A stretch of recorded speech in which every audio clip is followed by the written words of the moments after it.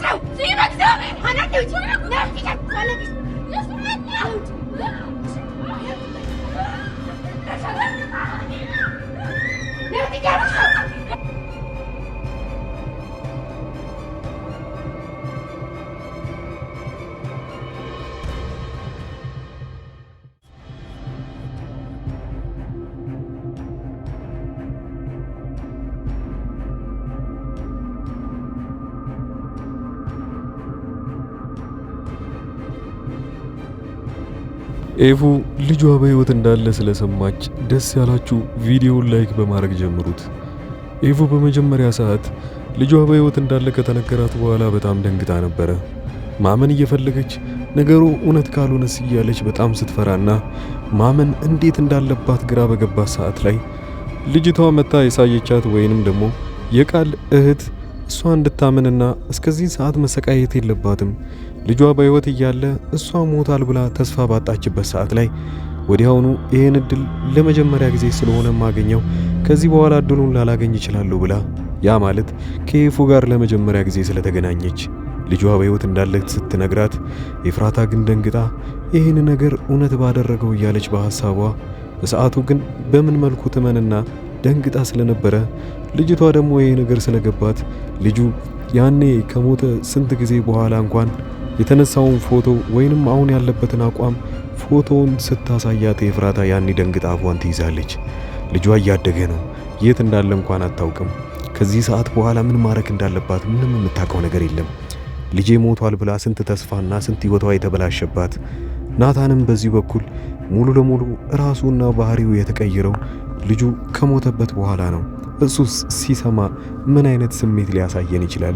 ሁላችሁም ይህን ድራማ የምትከታተሉትና አሁን እያዳመጣችሁኝ ያላችሁት ቪዲዮና አቀራረቤ ከተመቻችሁ ይህንን ቻናል ሰብስክራይብ በማድረግ በቅርቡ 100,000 እንድንገባ እንድትረዱኝ እላለሁኝ። አሁን ያለነው 94,000 ሰብስክራይብ ላይ ነው። እስቲ በደንብ ቶሎ ብለን 100,000 እንግባና ደስታችንን አንድ ላይ እንካፈል። ወደ ድራማው ስንመለስ ኤፍራታ ይሄን ከሰማች በኋላ ራሷን ስታ ትወድቃለች። ፂ ደግሞ ለአንድ አፍታ እንኳን ገለል በይ ተብላ ስለነበረ ወዲያው ስትመለስ እቺ የቃል እህት የምትባለው ኤፍራታን የሆነ ነገር አድርጋት ራሷን እንድትስት ነው ብላ ወዲያውኑ በቁጣ ልጅቷን ትይዛታለች። እሷ ግን ምንም እንዳላረገቻትና አንድ ነገር ብቻ እንደነገረቻት እያሳየችን ነበረ። ወደ ናታን ስንመለስ ናታንና ያኔ አብሮት የነበረው ልጅ አይታቸዋል። ቃልን እየተከታተለው ነበረ። ቃል ግን ይህን ስራ ነው የምሰራው ብሎ ዋሽቶ የነገረው ቦታ ላይ ሄዶ ሲጠብቀው እሱን ግን ቀሙሉ ወደዛም መጥቶም ወይንም ደግሞ ከውስጥም ወደ ውጪ እንዳልወጣ ሲያቅ እዚህ እንደማይሰራ አረጋገጠ። ስለዚህ ይሄ ቃል የሚባለው ሰውዬ እኔን ዋሽቶኛል ብሎ እንዲያስብ አድርጎታል ናታንን። ናታን እሱን ሰውዬ ለመመርመርና ምንድነው የጀርባ ስራው ብሎ ለማጣራት የፈለገው ከኤፍራታ ጋር በድብቅ በተገናኙበት ሰዓት ላይ እሱ በአይን በብረቱ ካየ በኋላ ኤፍራታ ግን ስለዚህ ሰውዬ እንደዋሸችውና እንደውም ሁለቱ ሲገናኙ ድጋሚ ከዚህ በፊት ተያይተው እንደማያውቁ አድርገው ሲተዋወቁ ግራ ይገባዋል። ሁለቱም እኔን መደበቅ የፈለጉት ምን ጀምረው ነው ከዚህ በፊት ብሎ እንዲጠረጥር አደረገው። ናታን ግን ኤፍራታን ማስከፋት ስላልፈለገ ለሷ ምንም ነገር ሳይነግራት ምናልባት እድሉን ይሰጣትና የዚህ በፊት የዋሸችውና የደበቀችው ነገር ካለ እንድትነግረው ድጋሚ ጥያቄ ሲያቀርብላት ምንም እንዳልዋሸችውና ስለ ልጁም ቢሆን ደግሞ ከዚህ በፊት አንተ በመኪና ገጭተው ያኔ ወደዚህ ቤት ይዘው ከመጣ በኋላ ከዛን ቀን ጀምሮ አላየሁትም፣ ዛሬ በድጋሚ አየሁትኝ እና ለዛም ነው አንተ ግራ የገባህና እንግዳ የሆነብህ ነገር ምንድነው ብትለዋለች። ናታን ግን በዚህ ሁኔታ ላይ መደበቁን እንጂ ወዲያውኑ ግልጽ አውጥቶ መናገር አልፈለገም።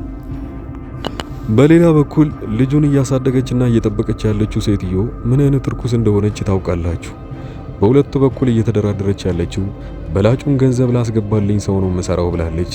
ያም ማለት እዚህ ከሁለቱም ሰዎች እንግዲህ ብር መቀበለው የማይቀር ነገር ነው። ሰውየውንም ቢሆን ልጁን በተጠንቀቅና በአሪፍ ሁኔታ እንድትጠብቀው እያለ በየወሩ ይከፍላታል። ይህ ሰውዬ ቃል የሚባለው ያው ልጁን ማስያዣ የፈለገው ለምን እንደሆነ ባይታወቅም ግን ቶሎ መናገርም ያልፈለገው ኤፍራታን በጣም ስለሚወዳትና ምናልባት ድጋሚ ከሱ ጋር የመሆን እድል ካላት ብሎ ልጁን ይዞባታል። እህቷ ግን እንደዛ አልተሰማትም።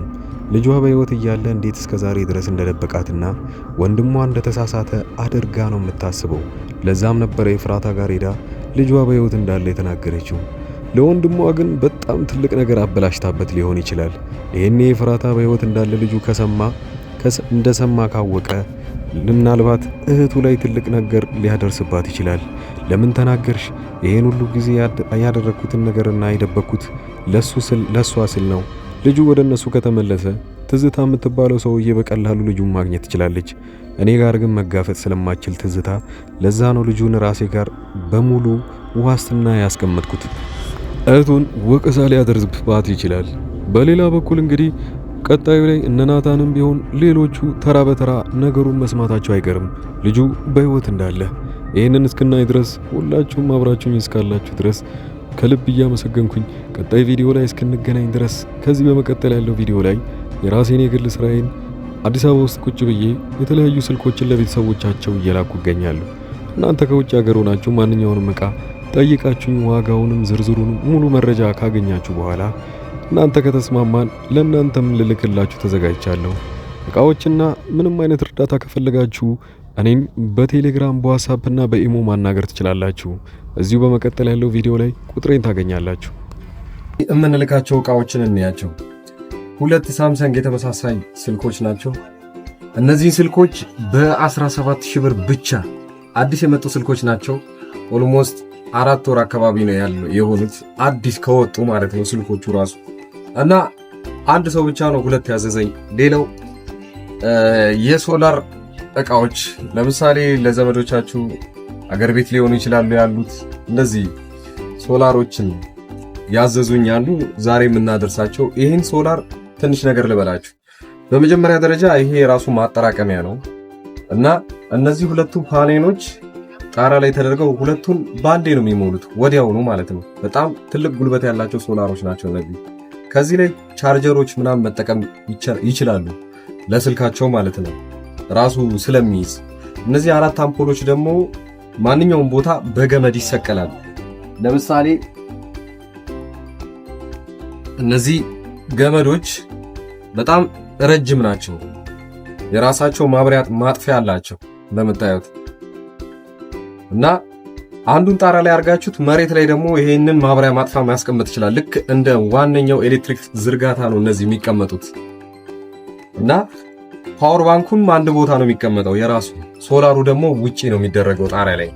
ከዚህም በኋላ ምንም እኛ መሰካካት ቻርጅ ማድረግ ምናምን አይጠበቅብንም። ራሱ ሶላሩ ፉል ያደርገዋል። እኛ ማታ ብቻ እነዚህን አምፖሎች መጠቀም ብቻ ነው። በጣም ባሪፍ ዋጋ በ14,000 ብር ብቻ ማለት ነው። ሁለቱን ሶላርና 4 አምፖል ያለው እንደዛው ሶላር የሚቀንሱ ደግሞ ሌሎችም አሉ። በጣም የሚቀንሱ ከ6,000 ብር ጀምሮ አሉ ሶላሮች ለቻርጀር እና ለቤት ውስጥ አምፖሎች የሚሆኑ ለተለያዩ ነገሮች። በዛው ልክ ደግሞ ከፍ እያሉ የሚመጡ አሉ። እስከ 40,000 ብር የሚሸጡ ትላልቅ ለምሳሌ ቲቪዎችን ምናምን እንዲሰራ የሚፈልጉ ሶላሮች አሉ። እነዛ ከ30,000 ብር ጀምሮ እስከ መጨረሻው እስከ 100 ምናምን የሚሸጡ ሶላሮች አሉ። እናንተ የፈለጋችሁትን ማዘዝ ትችላላችሁ። ስልኮችም እንደተባለው ብዙ ስልኮች የምታዘዘው ስልክ ላይ ነው እና አሁን ይሄ አንድ ሰው ቦታ ላይ የሚላክ ነው። ከዚህ በፊት ልጅቷ አዛ ያንን ከደረሰላት በኋላ ልክ ነው ብላ ለጓደኛዋ ደግሞ ከዛ በኋላ ያዘዘችው ስልክ ነው። በጣም አሪፍ ስልክ እና ይሄ ስልክ ከወጣ ቢያንስ 4 ወር ምናምን ቢሆነው ነው። እናንተም እንደዚሁ ማዘዝ ትችላላችሁ። ሌሎች ያዘዙ ልጆች ደግሞ ከዚህ በመቀጠል ማሳያችሁ ነው። እናንተ የምትፈልጉትን ዕቃ ብቻ በዋትስአፕ በቴሌግራም እና በኢሞ ለኔ መናገር ብቻ ነው የሚጠበቅባችሁ። ከዛ ዋጋውን ከተስማማንና ቦታውን ካወቅም በኋላ እናንተ ወዲያውኑ ዕቃው የሚደርስላችሁ ይሆናል። እዚህ አጠገቤ የምታዩቸውን ዕቃዎች እንዳለ እዚሁ አዲስ አበባ ውስጥ ሆኜ ወደ ተለያዩ ሰዎች በትዕዛዝ የማደርሳቸው ዕቃዎች ናቸው እና በእነዚህ ዕቃዎች ላይ ማንኛውንም ወይንም ዋጋ እናንተ ለቤተሰቦቻችሁ ወይንም ለማንኛውም ሰው ለማዘዝ ከፈለጋችሁ እኔን በቴሌግራም በዋትስአፕ እና በኢሞ ማውራት ትችላላችሁ። እንደምታዩቸው የተለያዩ ስልኮችና የዋይፋይ ዕቃዎች፣ ታብሌቶች ለልጅ የሚሆኑ እነዚህ የተለያዩ ቦታ አገር ሆናችሁ እናንተ እያዘዛችሁ እዚህ ለቤተሰቦቻችሁ መላክ ይችላል። ከኤሌክትሮኒክስ ዕቃዎች ውጪ ያሉትን ዕቃዎችንም እኔ ጋር ማግኘት ትችላላችሁ። እነሱም በእርግጥ ራሴ ባልሸጣቸውም ዋጋውን የተለያዩ ከሚሸጡ ሰዎች ጋር ወይም መርካቶ አጠገቤ ስለሆነ እዛ ያለውን ዋጋ እያጣራው ለእናንተ መላክ እችላለሁኝ ማለት ነው። ከዚህ በቀደም እንደሚታወቀው በትልቁ ቻናሌ ላይ እነዚህን ዕቃዎች ሳደርስ ለብዙ ሰዎች ሳደርስና ብዙ ሰዎችም ሲያዙኝ ነበሩ። አብዛኛው ጊዜ ሰው እያዘዘኝ የነበረው የተለያዩ ስልኮችን ነበረ። እነዛንም ስልኮች አዲስ አበባ ውስጥ በአንድ ቀን እያደረስኩኝ ነው። ከአዲስ አበባ ውጪ ለሚገኙ ሰዎች ግን 2 እና 3 ሰዎች አንድ ላይ ወደዛ አካባቢ አቅጣጫ ሲያዙ ወዲያውኑ አደርስ ነበረ። ይህም የአንድ ሳምንት ጊዜ ብቻ ነው የሚወስደው። ይሄ ስራ አብዛኛውን ጊዜ እናንተን የሚያስፈራችሁ ታማኝነት ምን ያህል ነው የሚለው ነገር ነው።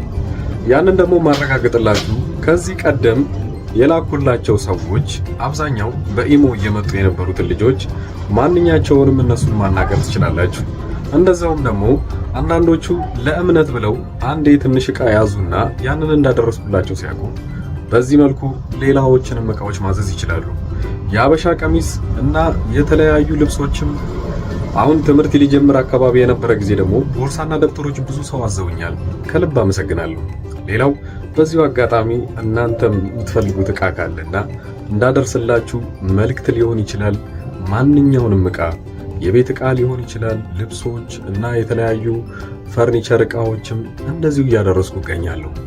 ዋጋ ብቻ ማወቅም ከፈለጋችሁ እኔን ማናገር ትችላላችሁ። ለማንኛውም እስኪ ዋይፋዎቹን ላከልኝና ልንባጣቸው ነው የምፈልገው ማለት ነው።